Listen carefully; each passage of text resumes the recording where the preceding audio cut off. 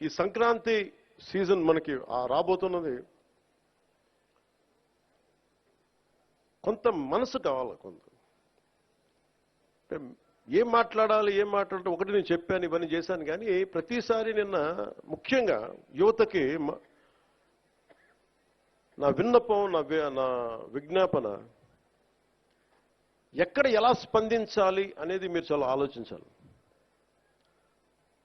చావు సమయంలో కూడా, ప్రమాదమైన సమయాల్లో కూడా నేను వస్తే సినిమా పేర్లు కానీ, కేరింతలు కానీ, ఒకళ్ళు చావుకి వెళ్ళాం మనం, ఒకళ్ళు దెబ్బలు తిన్నారు, చనిపోయారు. ఇలాంటి సమయంలో కూడా మనం కూర్చొని కేరింతలు, అరుపులతో ఉంటే భావ్యమా లేదా అనేది ప్రతి ఒక్కరు ఆలోచించాలి. పోలీసుకి కొన్నిసార్లు సహకరించాలి మీరు. అంటే ఎవరి బాధ్యత కనుక వాళ్ళు సభ్యంగా నిర్వర్తిస్తే ఒత్తిడి తగ్గుద్ది.